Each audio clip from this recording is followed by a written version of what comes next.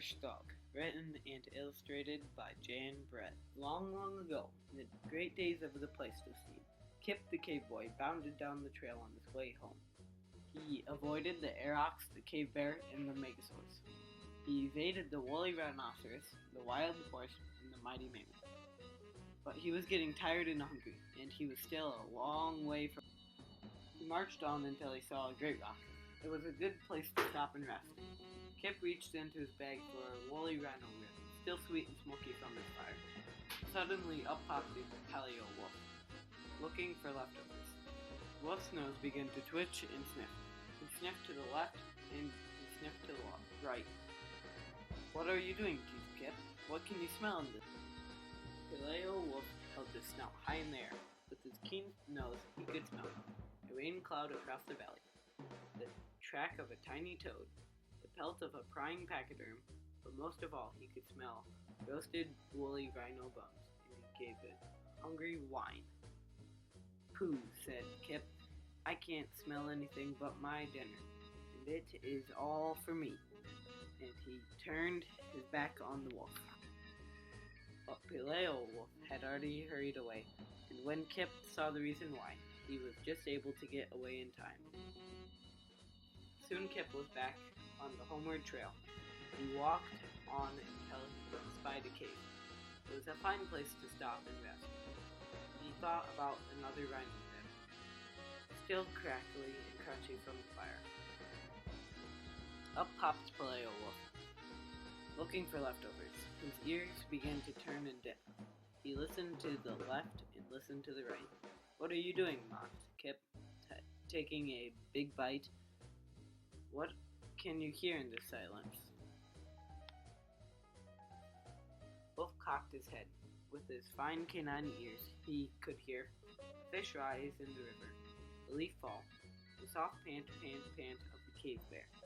But most of all, he could hear the snap of woolly rhino ribs, still crisp from the fire, and he gave a pleading howl.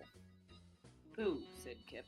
"I can't hear anything except my teeth crunching on these very tasty bones." And he threw a clump of moss at the Paleo Wolf. But Paleo Wolf had already hurried away. When Kip saw the reason why, he was just able to get away in time. Soon Kip was back on the homeward trail, more footsore and weary than ever. He trudged on until he saw a big tree. It was just the place to stop and rest. He climbed the tree and reached for a woolly rhino rib, still pearly and greasy from the fire. Up popped Paleo Wolf, looking for leftovers. Wolf's eyes began to sparkle and dance. He looked to the left and looked to the right. "What are you doing?" jeered Kip. "What can you see in this darkness?" Wolf's eyes glowed. With his sharp eyes he could see the shimmer of a distant drop of dew, a mouse scurrying far away, a feline sleeping high above, and most of all he could see a pearly, greasy morsel of rhino bone shining in the moonlight, and he licked his chops. "Pooh," said Kip. "I can't see anything except, of course, my roasted, toasted, crispy, crunchy, pearly, greasy, woolly rhino rib. And you won't be tasting that because I want it all to myself." Then Kip yelled, "Shoo!" as loud as he could. The yell resounded up and down the tree. It woke every living thing around. Instantly, Paleo Wolf's nose wrinkled and his ears went back. His eyes narrowed and his tail stood out. He looked so terrible that Kip threw the whole bag of rhino ribs down from the tree. "Help yourself, Wolfie."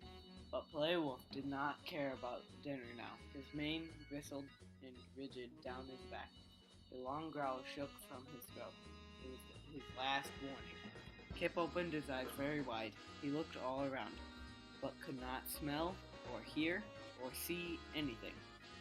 He whispered, "What do you know, wise wolf?" But Paleo Wolf was gone. "There is great danger here," thought Kip. "I must disappear too." And he shrank into the leafy branches and made himself very small.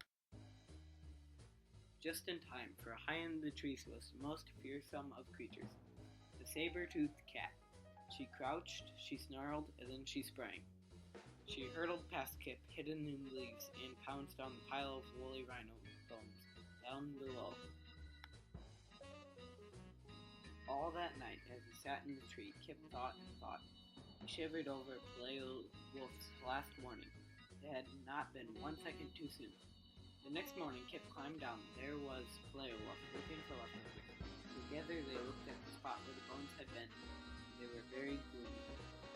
Finally, Kip made a speech.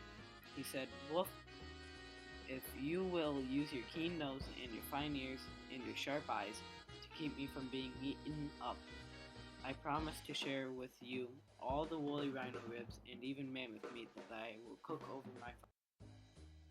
Play Wolf barked, meaning yes, and then he wagged his tail, very first wolf to do so. When Kip saw that, he cried, "And I will call you Dog," which means one who wags his tail. Then Kip, the cave boy, and the first dog went